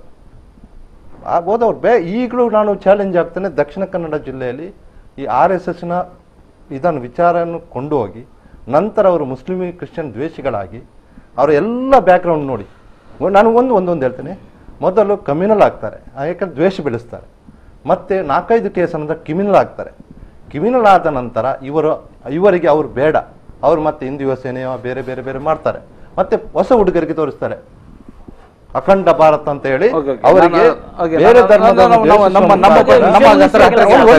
ಒಂದೇ ನಿಮಿಷ, ನೀವು ಬೇರೆ ಎಲ್ಲೂ ಸತ್ಯ ಹುಡುಕ್ಲಿಕ್ಕೆ ನಾನು ಬೇರೆ ಎಲ್ಲೂ ಹೋಗ್ಬೇಕಾಗಿಲ್ಲ. ಅದು ಗುಣಕರ್ ಶೆಟ್ಟಿಯಿಂದ ಹಿಡಿದು ಬಹಳಷ್ಟು ಕಡೆ ಆದಂತವರನ್ನ ಎಲ್ಲರನ್ನು ಹೇಳ್ತಾ ಬಂದಿದ್ದಾರೆ ಮೊದಲಿಂದ ಕೂಡ, ಹಿಂದೂ ರಾಷ್ಟ್ರ ನಿರ್ಮಾಣ ಅಂತ. ಸೊ ಭಾಗವತರ ಹೇಳಿಕೆ ಈ ಹಿಂದೂ ರಾಷ್ಟ್ರ ನಿರ್ಮಾಣಕ್ಕೆ ಪೂರಕ ಅಂತ ಅನಿಸ್ತದೆ. ನೋಡಿ, ಎಷ್ಟೋ ಬಾರಿ ಏನಾಗತ್ತಂದ್ರೆ ಭಾಗವತ್ ಅವರು ಹೇಳಿದ ಆ ಶಬ್ದಗಳ ಅರ್ಥ ಬೇರೆ ರೀತಿಯಲ್ಲಿ ಯೋಚನೆ ಮಾಡ್ತಾರೆ, ಅದು ತಪ್ಪಾಗಿರೋದು. ಆದ್ರೆ ನನಗೆ ಈವರೆಗೆ ಅವರು ಏನಂದ್ರೆ ಸಂಘ ಪರಿವಾರದವರು ಏನ್ ಹೇಳ್ಕೊಂಡು ಬಂದಿದ್ದಾರೆ, ಸೊ ಅವರು ಸಂಘ ಪರಿವಾರದ ನಾಯಕರಾಗಿ ಆ ಹೇಳಿಕೆಯನ್ನು ಕೊಟ್ಟಾಗ ಬೇರೆ ಅರ್ಥದ ಕಲ್ಪನೆಗಳು ಬರುವುದೇ ಇಲ್ಲ. ಯಾಕಂದ್ರೆ ಹಿಂದೂ ರಾಷ್ಟ್ರ ನಿರ್ಮಾಣ ಅನ್ನೋದೇ ನಿಮ್ಮ ಮೂಲ ಕಲ್ಪನೆ. ಹಿಂದೂ ರಾಷ್ಟ್ರ ಅನ್ನುವಂತ ಕಲ್ಪನೆಯನ್ನು ಅರ್ಥ ಮಾಡ್ಕೊಂಡ್ರೆ ಹಿಂದೂ ರಾಷ್ಟ್ರ ಏನಂತ ಗೊತ್ತಾಗತ್ತೆ. ಹಾಗಾಗಿ ಕಲ್ಪನೆಯಲ್ಲಿ 2 ರೀತಿ ಮಾಡ್ಕೊಳ್ಬಹುದು. ನಮ್ಮದೊಂದು ಕಲ್ಪನೆ ಇದೆ, ನೀವು ಒಂದು ವಿಚಾರವನ್ನು, ನಿಮ್ಮ ಕಲ್ಪನೆ ಏನು ಅಂತ ಹೇಳಿ. ಹಿಂದೂ ರಾಷ್ಟ್ರ ಅಂತ ಎಲ್ಲರನ್ನೂ ಸೇರಿದಂತ ಇದು ಹಿಂದೂ ರಾಷ್ಟ್ರ ಅಂತ ಹೇಳ್ತಾರೆ. ಎಲ್ಲರೂ ಬಂದ್ರು ಅದರಲ್ಲಿ, ಹಾಗಾದ್ರೆ ಎಲ್ಲ ಪದ್ಧತಿಗಳು ಬಂತು, ಎಲ್ಲವೂ ಅವರವರ ಆಚರಣೆ ಇದೆ. ಆದ್ರೆ ರಾಷ್ಟ್ರಕ್ಕೆ ಭಕ್ತಿ ಇರ್ಲಿ ಅಂತ ರಾಷ್ಟ್ರ ಭಕ್ತಿಯನ್ನು ನಾವು ಬರ್ತೀವಿ. ಇಲ್ಲಿ ಈಗಿರುವ ರಾಷ್ಟ್ರಭಕ್ತಿ ಇಲ್ಲ ಅಂತ ಹೇಳಿಲ್ಲ. ಒಂದು ಪ್ರಶ್ನೆ ಕೇಳ್ತೇನೆ, ಎಲ್ಲೂ ಹೇಳಿಲ್ಲ. ನಿಮ್ಮ ಇದರಲ್ಲಿ ಹಿಂದೂಗಳು ಅಂದ್ರೆ ಯಾರೆಲ್ಲ ಬರ್ತಾರೆ? ದಲಿತರು ಬರ್ತಾರ? ಖಂಡಿತವಾಗಿ ಬರ್ತಾರ. ಬರುವುದಿದ್ರೆ ಉಡುಪಿಯಲ್ಲಿ ಈಗಲೂ ಪಂಕ್ತಿ ಭೇದ ಇದೆ. ನೀವೇನು ಪಂಕ್ತಿ ಭೇದದ ವಿರುದ್ಧವಾಗಿ ಹೋರಾಟ ಮಾಡ್ತೀರಾ? ಒಂದು ನಿಮಿಷ. ಸುಬ್ರಹ್ಮಣ್ಯದಲ್ಲಿ ಅದು ಮಾಡಿದ್ರೆ ಕಮ್ಯುನಿಸ್ಟ್ ಪಾರ್ಟಿಯವರು. ಸುಬ್ರಹ್ಮಣ್ಯದಲ್ಲಿ ಮೇಲ್ವರ್ಗದವರು ಎಂಜಲೆಯಲ್ಲಿ ಕೆಳವರ್ಗದವರು ಹೊರಳಿದ್ದಾರೆ. ರೋಗ ಗುಣ ಆಗ್ತದೆ ಅನ್ನೋದು ಈಗಲೂ ಪದ್ಧತಿ ಇದೆ. ಅದನ್ನು ನೀವು ವಿರೋಧಿಸ್ತೀರಾ? ಅಂದ್ರೆ ಒಂದು ನಿಮಿಷ ನಮ್ದು ಕೇಳಿ. ಚರ್ಚೆ ಮಾಡ್ಬೇಕು. ಯಾಕಂದ್ರೆ ಹಿಂದೂ ರಾಷ್ಟ್ರ ನಿರ್ಮಾಣ ಅನ್ನುವಂಥದ್ದು ಮಾಡ್ತಾ ಇದೀವಿ. ಈಗಲೂ ಕೂಡ ಈ ದೇಶದಲ್ಲಿ 25% SC ಇರುವಾಗ ಅವರು ಅನುಭವಿಸುವಂತಹ ಸಮಸ್ಯೆ, ಗಂಭೀರ ಸಮಸ್ಯೆ ಏನಂತ ಹೇಳಿದ್ರೆ 200 ನಮೂನೆಯ ಅಸ್ಪೃಶ್ಯತೆ ಇದೆ ಭಾರತ ದೇಶದಲ್ಲಿ. ನೀವು ಇನ್ನೂ ಒಂದು ಹೇಳುತ್ತಿದ್ರಿ, ಅದನ್ನು ಯಾಕೆ ಗಂಭೀರವಾಗಿ ಸಮಸ್ಯೆ ಪರಿಹಾರ ಹೋಗ್ತಾ ಇಲ್ಲ? ಅದು ಈ ದೇಶದ ಹಿಂದೂಗಳ ಸಮಸ್ಯೆ ಅಲ್ವಾ? ಬೇಡ ನೋಡಿ, ಸುಳ್ಳು ಅಂತ ಹೇಳಿದ್ರೆ ನಾನು ಸುಳ್ಳು ಎಷ್ಟು ಹೇಳಿದೆ ಹೇಳ್ಬೇಕು. ಇದು ಬಾಬರಿ ಮಸೀದಿ ಹೊಡೆದಾಗ ಕೂಡ ವಾಜಪೇಯಿ ಹೇಳಿದ್ವಿ, ಆಗಬಾರ್ದಿತ್ತು ಅಂತ ಬಹಳಷ್ಟು ಮತ್ತೇನ್ ಮಾಡಿದ್ರು? ಚೇಂಜ್ ಹೋದ್ರು. ಈಗ ಪ್ರವೀಣ್ ಹತ್ಯೆ ಮಾಡಿದಾಗ ಕೂಡ ಬಿಜೆಪಿ ಮುಖಂಡರು ಹೋಗಿದ್ದಾರೆ ಮುಖವಾಡ ತೋರಿಸ್ಲಿಕ್ಕೆ. ಆದ್ರೂ ಕೂಡ ಸಂಘ ಪರಿವಾರದವರು ಪ್ರವೀಣನ್ನು ಹತ್ಯೆ ಮಾಡಿದ್ದು ಸರಿ ಅನ್ನುವ ರೀತಿಯಲ್ಲೇ ಎಲ್ಲಾ ರೀತಿಯಲ್ಲಿ ಸಮರ್ಥನೆ ಮಾಡ್ತಾರೆ. ಗೋ ಹತ್ಯೆ ವಿಷಯದಲ್ಲಿ ಸಮರ್ಥನೆ ಮಾಡ್ತಾ ಇದ್ರೆ, ಬೇರೆ ಬೇರೆ ರೂಪದಲ್ಲಿ ಹೇಳಿಕೆ ಕೊಡ್ತಾ ಇದ್ದಾರೆ. ಸಂಘ ಪರಿವಾರ ಅಂತ ಹೇಳಿದ್ರೆ ಬೇರೆ ಬೇರೆ ರೂಪ. ಒಂದು ಇವರು ಹೇಳಿದ ಹಾಗೆ ಸಂಘ ಪರಿವಾರ ಮತ್ತು ಸಂಘ ಅನ್ನೋದನ್ನು ಮೊದಲು ನಾನೀಗ ಮಾತನಾಡ್ತಾ ಇರತಕ್ಕಂಥದ್ದು ಕೇವಲ ಸರಸಂಘ ಚಾಲಕರ ಏನು ಹೇಳಿಕೆ ಇದೆ ಅದರ ಆಜು ಬಾಜು ಮಾತಾಡೋಣ. ಈಗ ನೋಡಿ, ಅದು ಬಿಜೆಪಿ ಪಕ್ಷ ಅದೆಲ್ಲ ಬಂದ್ರೆ ಇದು ಚರ್ಚೆಯ ಟ್ರ್ಯಾಕೇ ಚೇಂಜ್ ಆಗತ್ತೆ. ಈಗ ಹೇಳ್ತಾ ಇರುವಂತ ವಿಚಾರ, ಇವತ್ತು ಲಕ್ಷಾಂತರ ಸೇವಾ ಚಟುವಟಿಕೆಗಳು ಇವತ್ತು ನಡೀತಾ ಇದೆ, ಆಯ್ತಾ? ನೀವು ಹೇಳಿದಂತ ವಿಚಾರಗಳು ಒಂದು ಚರ್ಚೆಗೆ ಇರಬೇಕಾದಂತದ್ದೇ, ಅದನ್ನ ನಾನು ಅಲ್ಲಗಳೆಯುವುದಿಲ್ಲ. ಆದರೆ ಇದಲ್ಲದೇನೆ ಸಾವಿರಾರು ಸೇವಾ ಚಟುವಟಿಕೆಗಳನ್ನು ಸಂಘ ಮಾಡ್ತಾರೆ, ಅದನ್ನ ಯಾರು ಯೋಚನೆ ಮಾಡೋದಿಲ್ಲ. ಈಗ ಇದನ್ನು ಮಾತ್ರ ಎತ್ತಿಕೊಂಡು ಹೇಳ್ತಾರೆ. ಈ ರೀತಿ ಸಂಘ ನಿರಂತರವಾಗಿ ಯಾರನ್ನೂ ಭೇದ ಭಾವ ಮಾಡದೆ, ದಲಿತರು ಬೇರೆ ಅವರು ಬೇರೆ ಎಂದೂ ಮಾಡ್ಲಿಲ್ಲ, ಎಂದೂ ಮಾಡ್ತಾನೂ ಇಲ್ಲ. ಅದನ್ನು ಚೆನ್ನಾಗಿಯೇ ಅವರನ್ನು ನಿಮ್ಮ ಸಮಗ್ರ ಹಿಂದೂ ರಾಷ್ಟ್ರ ನಿರ್ಮಾಣ ಅನ್ನೋದನ್ನ ಅದನ್ನ ಕುಕ್ಕಿಲ ಒಪ್ತಾರ ಅಂತ ನಾನು ಕೇಳ್ತಾ ಬಯಸ್ತೇನೆ. ಅದಕ್ಕಿಂತ ಮೊದಲು ಒಂದು ಸಣ್ಣ ವಿರಾಮ. ವೀಕ್ಷಕರ, ವಿರಾಮದ ಬಳಿಕ ಚರ್ಚೆ ಮುಂದುವರಿತದೆ. ಸೊ ವೀಕ್ಷಕರೇ, 10 ಮಕ್ಕಳನ್ನು ಹೆತ್ತು ಕೊಡುತ್ತಾಯೆ ಅಂದ್ರೆ ಮೋಹನ್ ಭಾಗವತರು ಹಿಂದೂ ಜನಸಂಖ್ಯೆಯನ್ನು ಹೆಚ್ಚಿಸಲಿಕ್ಕೆ ಯಾವುದೇ ಕಾನೂನಿನ ಅಡೆತಡೆಗಳು ಇಲ್ಲ ಅಂತ ಹೇಳಿಕೆ ಕೊಟ್ಟಿದ್ದಾರೆ. ಆ ವಿಷಯದಲ್ಲಿ ಚರ್ಚೆ ನಡೀತಾ ಇದೆ. ಅದಕ್ಕೆ ನಾವು ಮುಂದೆ ಹೋಗ್ತಾ ಇದ್ದೇವೆ. ಅಂದ್ರೆ ನಾವು ಹಿಂದೂ ರಾಷ್ಟ್ರ ನಿರ್ಮಾಣ ಅದಕ್ಕೆ ಬೇಕಾಗಿ ಜನಸಂಖ್ಯೆಯನ್ನು ಹೆಚ್ಚು ಮಾಡಬೇಕು ಅನ್ನುವಂಥ ಪ್ರಶ್ನೆಯನ್ನು ನಾನು ಕೇಳಿದ್ದೆ. ಸೊ ಅದಕ್ಕೆ ನಾವು ಪ್ರಶ್ನೆಯನ್ನು ಕೇಳಲಿಕ್ಕೆ ಬಯಸ. ಅದಕ್ಕಿಂತ ಮೊದಲು ಮಸೂದ್ ಓಕೆ ಸೊ ನಾನು ಕೇಳ್ತಾ ಇದ್ದೆ. ಹಿಂದೂ ಅವರು ಹೇಳಿದ್ರು ದೇಶ ಪ್ರೇಮವಾದ ಕಲ್ಪನೆಯೊಂದಿಗೆ ಹಿಂದೂ ರಾಷ್ಟ್ರ ನಿರ್ಮಾಣ ಅಂತ ಕುಲಕರ್ಣಿ ಅವರು ಹೇಳಿದ್ರು. ಸೊ ನಾನು ಅದೇನೇ ಪ್ರಶ್ನೆಯನ್ನ ನಮ್ಮ ಕುಕ್ಕಿಲ್ ಅವರಿಗೆ ಕೇಳ್ತಾ ಇದ್ದೇನೆ. ದೇಶ ಪ್ರೇಮದ ಕಲ್ಪನೆ ಈಗ ಇಲ್ಲ ನಿಮ್ಮ ಹತ್ರ? ಹಿಂದೆ ಅಲ್ಲ, ದೇಶ ಪ್ರೇಮದ ಬಗ್ಗೆ ನಾನು ಮಾತಾಡಬೇಕಾದ ಅಗತ್ಯ ಇಲ್ಲ ಅಂತ ಕಾಣ್ತದೆ. ದೇಶ ಪ್ರೇಮಕ್ಕೆ ಅವರು ಕೊಡುವ ಇಂಟರ್ಪ್ರಿಟೇಟ್ ಮತ್ತು ಅದು ಎಷ್ಟು ಸಂಕುಚಿತ ಆಗಿದೆ ಅಂತ ಧಾರಾಳ ಗೊತ್ತು. ಈಗ ದೇಶದ್ರೋಹಕ್ಕೆ ಒಂದು ಕೊಡ್ತಾ ಇದ್ದಾರಲ್ಲ, ಆ ಅದನ್ನೇ ನೀವು ನೋಡಿ. ದೇಶದ್ರೋಹಕ್ಕೆ ಯಾವ ತಾರದಲ್ಲಿ ಈ ದೇಶದಲ್ಲಿ ಈ ಸಂಘ ಪರಿವಾರದ ಬೆಂಬಲಿತ ಮತ್ತು ಅದರ ಆಲೋಚನೆಯಿಂದ ಮೇಲೆ ಬಂದ ತಂಡ ಗ್ರೂಪುಗಳು ಕೊಡ್ತಾ ಇವೆ, ಇಂಟರ್ಪ್ರಿಟೇಷನ್ ಕೊಡ್ತಾ ಇವೆ ಅಂತ. ರಮ್ಯಾ ಹೇಳಿದ್ದು ದೇಶದ್ರೋಹ ಆಗುತ್ತೆ. ಪಾಕಿಸ್ತಾನ ನರಕ ಅಂತ ಹೇಳಿದ ಪಾರಿಕರ್ರಿಗೆ ಇವರು ನರಕ ಅಲ್ಲ, ನಾನು ಅಲ್ಲಿಗೆ ಹೋಗಿ ಬಂದೆ, ಯುವ ಸಮ್ಮೇಳನದಲ್ಲಿ ಭಾಗವಹಿಸಿ ಬಂದಾಗ ನನಗೆ ಅನುಭವ ಆಗಿಲ್ಲ. ಅದನ್ನೇ ಹೇಳಿದಾಗ ದೇಶದ್ರೋಹದ ಕೇಸ್ ಹಾಕಿದ್ದು ದೇಶದ ರಾಜ್ಯಾದ್ಯಂತ ಪ್ರತಿಭಟನೆ ಮಾಡ್ತಾ ಇದ್ದಾರೆ. ಇದಕ್ಕಿಂತ ಮೊದಲು ಜಿನ್ನಾರನ್ನು ಈ ದೇಶ ವಿಭಜನೆಗೆ ಕಾರಣ ಅಂತ ಹೇಳ್ತಾ ಇರುವುದು ಈ ದೇಶದಲ್ಲಿ ಹೌದಲ್ಲ. ಅವರನ್ನು ಹೊಗಳಿ ಬಂದದ್ದು ಅಡ್ವಾಣಿ, ಅವರ ಮೇಲೆ ದೇಶದ್ರೋಹದ ಕೇಸ್ ಏನು ಹಾಕಿಲ್ಲ. ಮೊನ್ನೆ ಪಾಕಿಸ್ತಾನವನ್ನು ಪ್ಲೀಸ್ ಮಾಡುವುದಕ್ಕಾಗಿ ಹಸಿರು ಸೀರೆ ಹುಟ್ಕೊಂಡು ಹೋದದ್ದು ನಮ್ಮ ಸುಷ್ಮಾ ಸ್ವರಾಜ್, ನಿಮಗೆ ಗೊತ್ತಿರ್ಬೋದು. ಯಾವ ಕೇಸು ಇಲ್ಲ. ತಕ್ಷಣಕ್ಕೆ ಪಾಕಿಸ್ತಾನಕ್ಕೆ ಹೋಗಿ ಹುಟ್ಟುಹಬ್ಬದ ಶುಭಾಶಯ ಕೋರಿ ಶರೀಫರ ತಾಯಿಗೆ ಉಡುಗೊರೆ ಕೊಟ್ಟು ಬಂದದ್ದು ಗೌರವಾನ್ವಿತ ಪ್ರಧಾನಮಂತ್ರಿ ನರೇಂದ್ರ ಮೋದಿಯವರು. ಅವರದ್ದು ಯಾವ ದೇಶದ್ರೋಹವೂ ಆಗ್ತಾ ಇಲ್ಲ. ಆದರೆ ರಮ್ಯ ಹೇಳಿದಾಗ ದೇಶದ್ರೋಹ ಆಗುತ್ತೆ. ನಾನು ಹೇಳ್ತಾ ಇದ್ದೆ ಹೇಗೆ ಸುಳ್ಳು ಹೇಳ್ತಾ ಇದ್ದಾರೆ ಅಂತ. ಈ ದೇಶಕ್ಕೆ ಹೇಗೆ ತಪ್ಪ ಸಂದೇಶವನ್ನು ರಾಷ್ಟ್ರ ಪ್ರೇಮದ ಕಲ್ಪನೆಯ ದೇಶ ನಿರ್ಮಾಣ, ಇದು ದೇಶ ಪ್ರೇಮವ, ಈ ತರದಲ್ಲಿ ದೇಶ ಪ್ರೇಮವನ್ನು ನಾವು ಇಂಟರ್ಪ್ರಿಟೇಟ್ ಮಾಡಬಹುದಾ? ದೇಶ ಪ್ರೇಮ ಅಂದ್ರೆ ಏನು? ಅದು ಈ ದೇಶದ ಮನುಷ್ಯರನ್ನು ಪ್ರೀತಿಸುವುದಲ್ವಾ? ಈ ದೇಶದ ಮನುಷ್ಯರನ್ನು ಪ್ರೀತಿಸುವುದಾದ್ರೆ ನೀವು ದಲಿತರ ಮೇಲೆ ಹಲ್ಲೆ ನಡೆಸಿದಾಗ ಅದು ತುಂಬಾ ಅನ್ಯಾಯ, ಅದು ಹಿಂದೂಗಳಿಗೆ ಇದು ಇಂಥ ಅನ್ಯಾಯವನ್ನು ಮಾಡಬಾರ್ದು, ಶಿಕ್ಷೆ ಆಗಬೇಕು ಅಂತ ಹೇಳ್ತಾರೆ ಉಣ್ಣಾಕ್ಕೆ. ಮುಸ್ಲಿಮರ ಮೇಲೆ ಪ್ರತಿದಿನ ಹಲ್ಲೆ ಆಗ್ತಾ ಇತ್ತು, ಸೆಗಣಿ ತಿನ್ನಿಸಿದ್ರು, ನಿತ್ಯ ಸೊಂಟ ಮುರಿದು ಮನೆಯಲ್ಲಿರುವ ಸಾಕಷ್ಟು ಯುವಕರಿದ್ದಾರೆ. ಒಂದೇ ಒಂದು ಹೇಳಿಕೆಯನ್ನು ನರೇಂದ್ರ ಮೋದಿ ಅವರು ಈ ದೇಶದಲ್ಲಿ ಕೊಡಲಿಲ್ಲ. ಅವ್ರು ಹೇಳ್ತಾ ಇದ್ದಾರೆ ನಾನು RSS ಪ್ರಚಾರಕ ಅಂತ, ನಿಮಗೆ ಗೊತ್ತಿರಬಹುದು. ಒಂದೇ ಒಂದು ಹೇಳಿಕೆಯನ್ನು ಕೊಡಲಿಲ್ಲ. ದಲಿತರಿಗೆ ಹೊಡೆದಾಗ ನನಗೆ ಗುಂಡು ಹಾಕಿ ಅಂತ ಹೇಳಿದ್ರು. ಈ ದೇಶದಲ್ಲಿ ನಿತ್ಯ ಸಾಯ್ತಾ ಇದ್ದಾರೆ, ಮುಸ್ಲಿಮರಿಗೆ ಹೊಡೆತ ತಿಂತಾ ಇದ್ದಾರೆ. ಅದಕ್ಕೆ ಯಾವ ಗುಂಡು ಹೊರಿಸಲಿಕ್ಕೂ ನರೇಂದ್ರ ಮೋದಿ ಹೇಳ್ತಾ ಇಲ್ಲ. ಒಂದು RSS ಪ್ರಚಾರಕರಾಗಿ ನಾನು ಕೇಳ್ತಾ ಇರೋದು ಇದು ಯಾವ ಸಿದ್ಧಾಂತ ಅಂತ. ಇದು ದೇಶ ಪ್ರೇಮದ ಒಂದು ವಿಧಾನವ? ಈ ತರದಲ್ಲಿ ಈ ದೇಶವನ್ನು ಕಟ್ಟಲಿಕ್ಕೆ ಸಾಧ್ಯವ? ಈ ದೇಶದ ಮುಸ್ಲಿಮರನ್ನು ಹೊರಗಿಟ್ಟು ಅಥವಾ ಕ್ರೈಸ್ತರನ್ನು ಹೊರಗಿಟ್ಟು ಅಥವಾ ದಲಿತರನ್ನು ಹೊರಗಿಟ್ಟು ಈ ದೇಶವನ್ನು ಕಟ್ಟಬಹುದಾ? ಆ ಕಟ್ಟುವ ದೇಶದ ಸ್ವರೂಪ ಹೇಗಿರ್ಬೋದು? ನಾನು ಕೇಳ್ತೇನೆ, ನಿಮಗೆ ಅದೇ ಪ್ರಶ್ನೆ ಕೇಳ್ತೇನೆ. ನಾನು ಕೇಳ್ತಾ ಇರೋದು ನಾನು ಅದಕ್ಕೆ ಹೇಳುವುದಕ್ಕೆ ಕಾರಣ ಏನು ಗೊತ್ತುಂಟ? ನೀವು ಗೋಲ್ವಾಲ್ಕರ್ ಮತ್ತು ಸಾವರ್ಕರ್ ಚಿಂತನೆಯನ್ನು ನೋಡಿ, ಬೇಕಾದ್ರೆ ಅದು ಗೊತ್ತಾಗ್ಬೋದು. ಈ ದೇಶದ ಮೂಲ ನಿವಾಸಿಗಳು ಹಿಂದೂ ರಾಷ್ಟ್ರ ಅಂತ ಹೇಳಿದ್ರೆ ಕಲ್ಪನೆ ಏನು ಅಂತ. ಈ ದೇಶದ ಮೂಲ ನಿವಾಸಿಗಳು ಅವರು ಹಿಂದೂಗಳು, ಹೊರ ದೇಶದಿಂದ ಬಂದವರು ಅಂತ ಅವ್ರು ಯಾರನ್ನೆಲ್ಲ ಹೇಳ್ತಾರೋ ಅವರು ಎರಡನೇ ಪ್ರಜೆಯವರಂತೆ, ದ್ವಿತೀಯ ದರ್ಜೆಯಲ್ಲಿ ಅವರು ಬದುಕಬೇಕು, ಅವರು ಇವರು ಅಡಿಯಾಳಾಗಿ ಬದುಕಬೇಕು. ನೀವು ಆ ಗೋಲ್ವಾಲ್ಕರ್ ಸಿದ್ಧಾಂತ ಮೊನ್ನೆ ನಮ್ಮ ಇವರು ಮುಜಫರ್ ಅಸಾದಿ ಅವರು ಒಳ್ಳೆಯ ಲೇಖನ ಅದನ್ನು ಕೋಟ್ ಮಾಡಿ ಬರೆದಿದ್ರು. ಅದನ್ನು ನಾನು ಕೋಟ್ ಮಾಡಬೇಕಾದ್ರೆ ಎಲ್ಲರಿಗೂ ಗೊತ್ತಿದೆ ಅದು. ಅಂತೂ ಇದು ಎರಡನೇ ದರ್ಜೆ. ನಾನು ಹಿಂದೂ ರಾಷ್ಟ್ರ, ಅವರ ಕಲ್ಪನೆ ಹಿಂದೂ ರಾಷ್ಟ್ರ ಅಂತ ಹೇಳಿ ಆರೋಪ ಹೊರಿಸ್ತಾ ಇಲ್ಲ. ಈ ಕಲ್ಪನೆಯ ಹಿಂದೂ ರಾಷ್ಟ್ರದಲ್ಲಿ ಬಹುಶಃ ಇಂಥ ಪೆಟ್ಟುಗಳು ಬೀಳಲೇಬೇಕು. ಯಾಕಂತ ಹೇಳಿದ್ರೆ ದ್ವಿತೀಯ ದರ್ಜೆಗೆ ಪೆಟ್ಟು ಬೀಳ್ತದೆ. ಪ್ರಥಮ ದರ್ಜೆ ದ್ವಿತೀಯ ದರ್ಜೆ ವ್ಯತ್ಯಾಸ ಮಾಡುವ ಒಂದು ದೇಶದ ಒಂದು ಹಿಂದೂ ರಾಷ್ಟ್ರ, ನಾನು ಹೇಳ್ತಾ ಇರೋದು ಆ ರಾಷ್ಟ್ರ ಈ ದೇಶಕ್ಕೆ ಬೇಡ. ಎಲ್ಲರನ್ನು ಸಮಾನವಾಗಿ ಕಾಣಬಹುದಾದಂತ ಒಂದು ರಾಷ್ಟ್ರ ಈ ದೇಶ. ಅವರು ಜನಸಂಖ್ಯೆ ಹೆಚ್ಚು ಮಾಡಬೇಕು ಅನ್ನೋದಲ್ಲ. ಅದೇ ವಿಚಾರವಾಗಿ ಈಗ ಮೂಲಕ್ಕೆ ಬರೋಣ. ನಾವು ಯಾವುದು ಮೂಲ ಮೋಹನ್ ಜಿ ಭಾಗವತ್ ಅವರ ಸ್ಪಷ್ಟನೆ ಏನಿದೆ ಅನ್ನೋದನ್ನ ಹೇಳ್ಬಿಡ್ತೀನಿ. ಅವ್ರು ಹೇಳಿದ್ದು ಇದನ್ನೇ ನೋಡಿ, ಹೆಚ್ಚು ಮಕ್ಕಳನ್ನು ಹೊಂದಬೇಕು ಎಂದು ಎಲ್ಲೂ ಹೇಳಲಿಲ್ಲ. ಒಂದನೇದ್ದು ಅವರು ಉತ್ತರ ಕೊಟ್ಟಿದ್ದಲ್ಲಿ ಹೆಚ್ಚು ಮಕ್ಕಳನ್ನು ಹೊಂದಬೇಕನ್ನು. ಹೆಚ್ಚು ಮಕ್ಕಳನ್ನು ಪಡೆಯುವುದನ್ನು ಯಾವ ಕಾನೂನು ತಡೆಯುತ್ತದೆ ಎಂದಷ್ಟೇ ಹೇಳಿದ್ದವರು ಉತ್ತರ ಕೊಟ್ಟಿದ್ದು. ಒಂದನೇದು, ನಾಗರಿಕರಿಗೆ ಸಂಬಂಧಿಸಿದಂತೆ ದೇಶದಲ್ಲಿ ಏಕರೂಪ ಸಂಹಿತೆ ಬರಬೇಕು. ಇದು ತಪ್ಪಾ? ಇಲ್ಲಿರುವ ಜನರಿಗೆ ಸಂಬಂಧಿಸಿದಂತೆ ಏಕರೂಪ ಸಂಹಿತೆ ಬರಬೇಕು ಅನ್ನೋದು ತಪ್ಪಾ ಅಂತ ಕೇಳ್ತಾ ಇರೋದು. ಇದು ಮಕ್ಕಳ ಸಂಬಂಧಿಸಿ ಏಕರೂಪ ಈ ದೇಶದಲ್ಲಿ ಬರಬೇಕು, ಎಲ್ರಿಗೂ 2 ಮಕ್ಕಳು ಆಗಬೇಕು. ಅಲ್ಲ, ಏಕರೂಪ ಆದ್ರೆ ಅಲ್ಲ, ನಾನು ಹೇಳ್ತಾ ಇದ್ದೇನೆ ಎಲ್ರಿಗೂ 2 ಮಕ್ಕಳಾಗಬೇಕು. ನಾನು ಆಗ್ಲೇ ಹೇಳಿದ್ದೆ, ಬ್ರಾಹ್ಮಣರಿಗೆ 1 ಮಕ್ಕಳು ಕೂಡ ಬಹಳ ಕಷ್ಟದಲ್ಲಿ ಆಗ್ತಾ ಇದೆ. ಉಳಿದವರಿಗೆ 2-3 ಮಕ್ಕಳಾಗುವಾಗ ಅದನ್ನು ಒಂದಕ್ಕೆ ಸೀಮಿತಗೊಳಿಸಬೇಕು. ಓಕೆ, ಅದನ್ನು ಸೀಮಿತಗೊಳಿಸುವ, ಅದು ಎಷ್ಟು ಪ್ರಾಯೋಗಿಕ ಅದು ನನಗೆ ಸ್ವಲ್ಪ ಹೇಳ್ಬೇಕು. ಮೋಹನ್ ಜಿ ಭಾಗವತರು ಈ ಜಗತ್ತಿನ ಹೇಗೆ ಸರ್ವೆ ನಡೆಸಿದ್ದಾರೆ ಮತ್ತು ಅದು ಎಷ್ಟು ಪ್ರಾಯೋಗಿಕ ಒಂದಷ್ಟು ಹೇಳಿ. ನೋಡಿ ಅನೇಕ ವಿಚಾರಗಳು ಯೋಚನೆಗೂ ಮತ್ತು ಪ್ರಾಯೋಗಿಕ. ಈಗ ಒಂದ್ ಸರ್ಕಾರ ಬದಲಾಯಿತು ಅಂತ ಇಮಿಡಿಯೇಟ್ ಆಗಿ ದೇಶವೇ ಬದಲಾಗುವುದಿಲ್ಲ. ಆದ್ರೆ ಯೋಚಿಸ್ಲಿಕ್ಕೂ ಕೊರತೆ ಇಲ್ಲಲ್ಲ. 90 ವರ್ಷಗಳ ಒಂದು ಸಂಘಟನೆಯ ನಾಯಕರಿಗೆ, 65 ವರ್ಷದ ನಾಯಕರಿಗೆ ಅಂತ ಯೋಚನೆ ಇಲ್ಲ. ಯಾರಾದ್ರೂ ಕೇಳಿದ್ರೆ ಹೀಗೆ ಬೇಕಾರಾಗಿ ಹೇಳ್ತಾರೆ ಅಂತ ನಾವು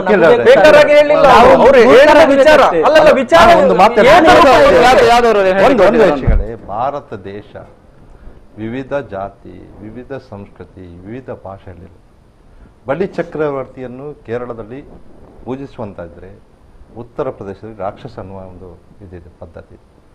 ಪಂಜಾಬ್ನಲ್ಲಿ ಸಿಖ್ಖರಿಗೆ ಹೆಲ್ಮೆಟ್ ಆಗುವಂಥ ಅದಕ್ಕೆ ವಿಶೇಷತೆ. ಹಾಗೆ ಭಾರತ ದೇಶ ವಿವಿಧ ಬೇರೆ ಬೇರೆ ಇರುವಂಥ ಬೇರೆ ಬೇರೆ ಕಾನೂನು ನಿಯಮಗಳಿವೆ.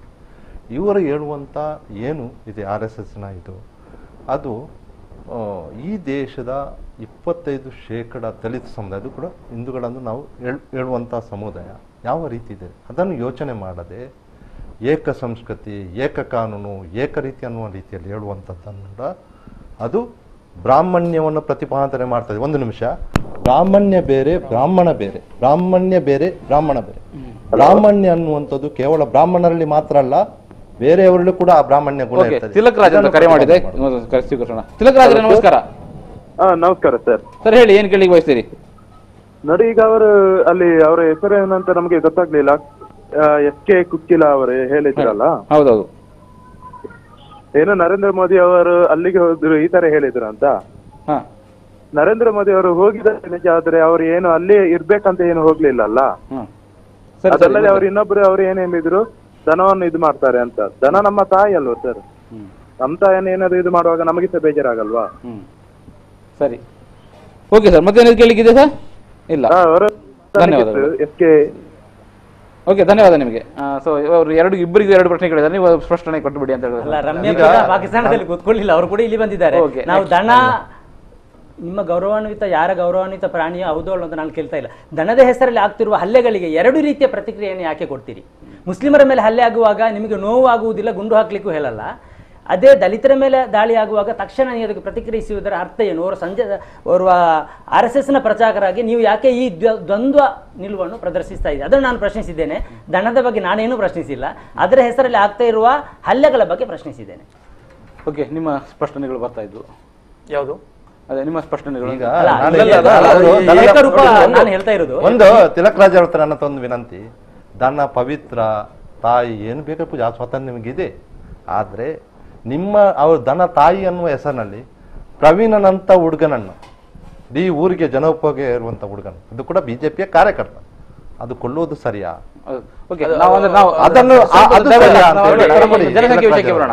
ನೋಡಿ, ಅಲ್ಲಿ ಆಶಯ ಇಷ್ಟೇ ಇರೋದು. ಇದು ಸಂಘದ ಪ್ರಮುಖರು ಆಶಯ ಏಕರೂಪ ಅಥವಾ ಎಲ್ಲರನ್ನು ಒಂದು ರೀತಿಯಲ್ಲಿ ನೋಡುವುದೇ ಇವತ್ತು ಇರ್ತಕ್ಕಂಥದ್ದು. ಅದರಲ್ಲಿ ಎರಡು ಮಾತಿಲ್ಲ. ಆದ್ರೆ ನಾವು ಅವರನ್ನು ಯಾವ ರೂಪದಲ್ಲಿ ನೋಡಿದಿರೋ ಅಥವಾ ಎಲ್ಲಿ ನೋಡಿದಿರೋ ನನಗೆ ಗೊತ್ತಿಲ್ಲ. ಆದ್ರೆ ನಾನು ಕಂಡಂಥದ್ದು ಅಥವಾ ನನ್ನ ಅನೇಕ ಲಕ್ಷಾಂತರ ಕಾರ್ಯಕರ್ತರು ಇವತ್ತು ಒಂದೇ ವೇಯಲ್ಲಿ ಯೋಚನೆ ಮಾಡ್ತಾ ಇರ್ತಕ್ಕಂಥದ್ದು ಇಷ್ಟೇ. ಈ ದೇಶ ಎಲ್ಲ ದೃಷ್ಟಿಯಿಂದಲೂ ಮೇಲೆ ಬರಬೇಕು.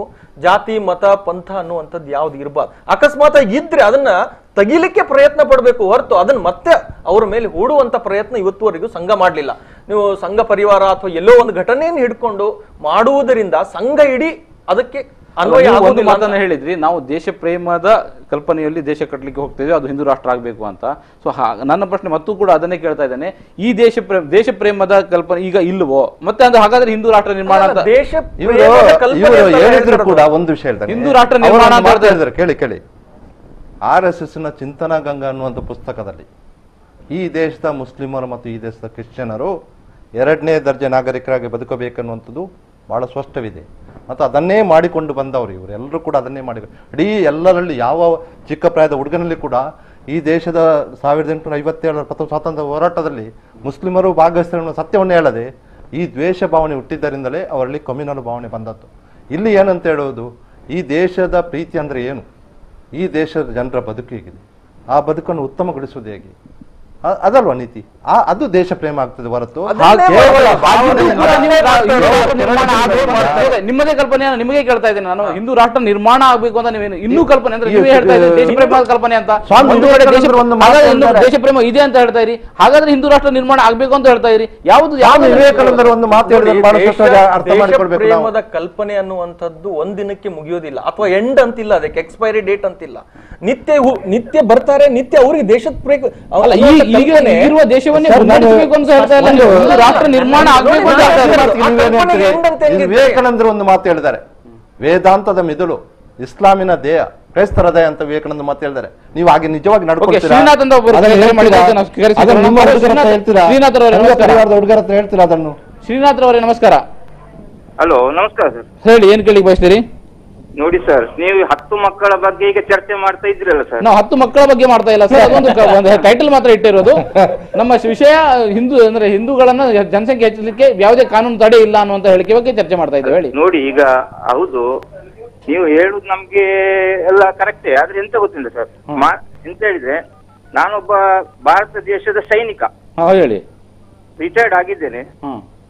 ಮೊನ್ನೆ ನಮ್ಮ ದೇಶದ ಹೊರ ದೇಶದ ಫ್ಲಾಗ್ ಅನ್ನು ನಮ್ಮ ದೇಶದಲ್ಲಿ ಹಾಕಿದ್ದಾರೆ. ಅದು ಎಲ್ಲಿ ಹಾಕಿದ್ದಾರೆ ಒಮ್ಮೆ ಹೇಳಿ, ಎಲ್ಲಿ ಹಾಕಿದ್ದಾರೆ?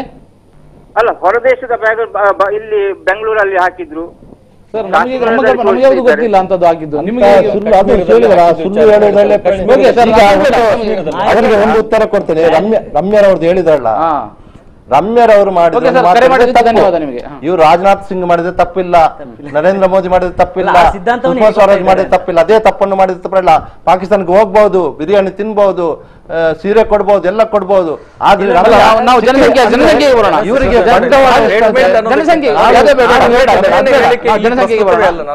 ಅಂದ್ರೆ ಸರ್ ನಮ್ಮ 5 ನಿಮಿಷ ಮಾತ್ರ ಇರೋದು. ನಾವು ನಿಮ್ಮ ಹತ್ರ ನಿಮ್ಗೆ 2 ನಿಮಿಷಗಳನ್ನ ನಿಮಗೆ ಕೊಡ್ತಾ ಇದ್ದೇನೆ, ಹೆಚ್ಚು ಮುಂದುವರಿಲಿಕ್ಕೆ ನಮಗೆ ಸಾಧ್ಯ ಆಗೋದಿಲ್ಲ. ಸೊ ನಾನು ಮತ್ತೊಮ್ಮೆ ಕೇಳ್ತಾ ಇದ್ದೇನೆ, ನಿಮ್ಮ ಕಲ್ಪನೆ ಹಿಂದೂ ರಾಷ್ಟ್ರ ಅನ್ನೋದು ಈಗ ಸಾಧ್ಯವಿಲ್ಲವೋ, ಅಥವಾ ಈಗ ಅದು ನಿಮ್ಮ ಕಲ್ಪನೆಗೆ ಬರ್ಲಿಕ್ಕೆ ಇನ್ನಷ್ಟು ಸಮಯ ಬೇಕಾಗಬಹುದು? ನಿಮಗೆ ಕೇಳ್ತಾ ಇದ್ದಾರೆ. ಕಲ್ಪನೆಗೆ ಹಿಂದೂ ರಾಷ್ಟ್ರ ಅನ್ನುವಂಥ ನಿರಂತರವೇ ಒಂದು ಊರಂತಾನೆ ಹೇಳ್ತಾ ಹೋಗುದು. ಮುಂದೆ ಬರುವ ಪೀಳಿಗೆಗೂ ಆ ಊರಿನ ಹೆಸರನ್ನೇ ಹೇಳ್ಬೇಕಾಗತ್ತೆ, ಅಥವಾ ಒಂದು ಇದನ್ನೇ ಹೇಳ್ಬೇಕಾಗತ್ತೆ, ವಿಚಾರವನ್ನೇ ಹೇಳ್ಬೇಕಾಗತ್ತೆ. ಬಿಟ್ರೆ ಅದು ಎಲ್ಲಿ ಎಂಡ್ ಆಯ್ತು ಅನ್ನುವಂಥದ್ದಿಲ್ಲ. ಒಂದನೇದು ನೋಡಿ, ಈ ದೇಶಭಕ್ತಿ ಮತ್ತು ಸಂಘದ ಸಿದ್ಧಾಂತ ಇಷ್ಟೇ ಎಲ್ಲರನ್ನು ಮುಂದೆ ತಗೊಂಡು ಹೋಗುವಂಥದ್ದು. ಇದರಲ್ಲಿ ಯಾವುದು ಹಿಡನ್ ಅಜೆಂಡಾ ಆಗ್ಲಿ, ಅದು ಇನ್ನೊಬ್ಬರು ದಲಿತರನ್ನು ಹೊಡೆಯೋದು, ಅದು ಯಾವ ರೀತಿಯ ಅನುಭವಕ್ಕೂ ಸಂಘದಲ್ಲಿ ಇದುವರೆಗೂ ಇಲ್ಲ. ಅದು ಆದ್ರೆ ಮೇಲ್ಮುಖದಲ್ಲಿ ಏನ್ ಕಾಣುತ್ತೋ ಅಥವಾ ಯಾರನ್ನೋ ಕೇಳಿದೋ ಆ ರೀತಿಯ ವಿಚಾರಗಳು ಅನ್ನುವಂಥದ್ದಿಲ್ಲ. ಸಂಘದ್ದು ಒಂದೇ ಒಂದು ವ್ಯಕ್ತಿಯಲ್ಲಿ ಬದಲಾವಣೆ ಬರಬೇಕು. ಆ ವ್ಯಕ್ತಿ ಬದಲಾವಣೆಯ ಮುಖಾಂತರ ರಾಷ್ಟ್ರ ಬದಲಾವಣೆ ಯಾವ ರೀತಿ ಅಂತ ರಾಷ್ಟ್ರಕ್ಕೆ ನಾನು ಹೇಳ್ತಿದ್ದೇನಲ್ಲ, ರಾಷ್ಟ್ರಕ್ಕೆ ಅಂಡರ್ ಅಲ್ಲಿ ಬರಬೇಕು. ಸಹಜ ಅಲ್ಲ ಅದು. ನೋಡಿ, ಆ ಸಿದ್ಧಾಂತದ ಅಂಡರ್ ಅಲ್ಲಿ ಬದಲಾವಣೆ ಅವರವರ ವಿಷಯವನ್ನು ಅವರು ಮಂಡನೆ ಮಾಡ್ಲಿ. ನಾನು ಹೇಳ್ತಾ ಇರೋದು ವ್ಯಕ್ತಿಯಲ್ಲಿ ಬದಲಾವಣೆ ಬೇಕು. ಅವನ್ ಸಂಪೂರ್ಣವಾಗಿ ರಾಷ್ಟ್ರ ಸಮಾಜದ ಹಿತಕ್ಕೋಸ್ಕರ ಅವನಿರಬೇಕು. ಇದು ಚಿಂತನೆಯ ಅಡಿಯಲ್ಲಿಯೇ ಸಂಘ 90 ವರ್ಷಗಳಿಂದ ಕೆಲಸ ಮಾಡ್ತಾ ಇದೆ. ಇದರ ಆಧಾರದಲ್ಲಿ ಸಂಘಕ್ಕೆ ಇವತ್ತಿನವರೆಗೂ ಲಕ್ಷಾಂತರ ಕಾರ್ಯಕರ್ತರು ಬರ್ತಾ ಇರತಕ್ಕಂಥದ್ದು. ಒಂದು ವೇಳೆ ಇದರ ಹೊರತಾಗಿ ಏನಾದರೂ ಅನೇಕ ಸಂಘಟನೆಗಳು ಈ ದೇಶದಲ್ಲಿ ಬಂದು ಹೋಗಿದ್ದಾವೆ, ಆದರೂ ಕೂಡ ಸಂಘ ನಿರಂತರವಾಗಿ ಮುಂದುವರಿತಾ ಇದೆ ಅಂದ್ರೆ ಅದರ ಅರ್ಥ ಇದು ಒಳ್ಳೆಯದನ್ನೇ ಹೇಳ್ತಾ ಇದೆ ಅನ್ನೋದನ್ನ ನಾವು ಇಲ್ಲಿ ತಿಳಿಸ್ಬಿಡ್ತೇನೆ. ನಾನು ಒಂದು ಮಾತು ಟೈಮ್ ಕೊಡ್ತೇನೆ. ನಿಮ್ಗೊಂದು ಪ್ರಶ್ನೆ ಕೇಳ್ತೇನೆ, ಯಾಕಂದ್ರೆ ನಾವು ಹೆಚ್ಚು ಮುಂದುವರಿಲಿಕ್ಕೆ ಆಗುದಿಲ್ಲ. ಅವ್ರ ಪ್ರಶ್ನೆಗೆ ಉತ್ತರ ಬೇಡ. ನನಗೆ ಹಿಂದೂ ರಾಷ್ಟ್ರ ಅಂತ ಅವ್ರದೊಂದು ಕಲ್ಪನೆ, ಅದಕ್ಕೆ ಬೇಕಾದ ಕೆಲಸಗಳನ್ನ ಮಾಡ್ತಾ ಇದ್ದಾರೆ. ಸೊ ನಿಮ್ಗೇನಾದ್ರು ಆತಂಕ ಇದೆಯಾ ಹಿಂದೂ ರಾಷ್ಟ್ರ ಆಗಿ ಬಿಡ್ತದೆ ಅನ್ನುವಂಥದ್ದು?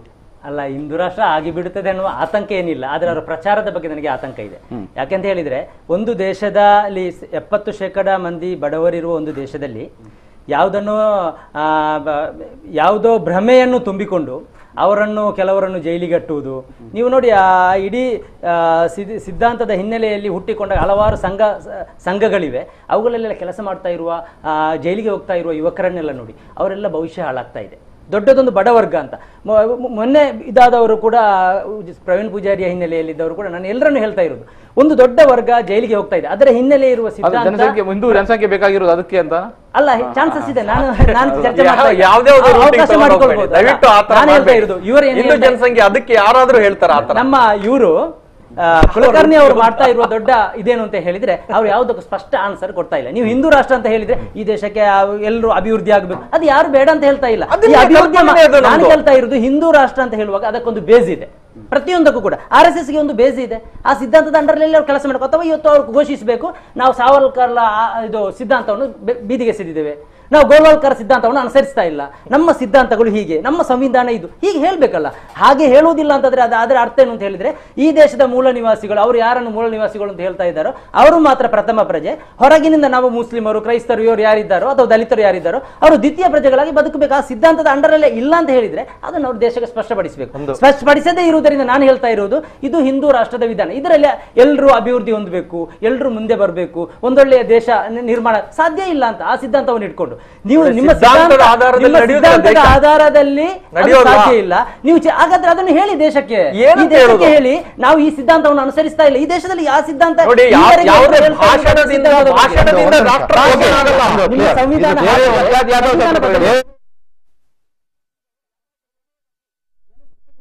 ಈ ದೇಶಕ್ಕೆ ಬೇಕಾ? ನಾನು ಅದಕ್ಕಿಂತಲೂ ಮುಖ್ಯ ಬೇರೆ ಒಂದು ವಿಷಯ ಹೇಳಲಿಕ್ಕೆ ನೋಡಿ, ಭಾರತ ದೇಶದಲ್ಲಿ ನರೇಂದ್ರ ಮೋದಿ ಪ್ರಧಾನಿ ಅಂತ ಆದ ನಂತರ 12 ತಿಂಗಳು 2 ವರ್ಷ ಆಯಿತು, 18 ಸಲ ಅಂದರೆ ಸುಮಾರು 50 ಸಲ ಬೇರೆ ಬೇರೆ ದೇಶಕ್ಕೆ ಹೋದರು.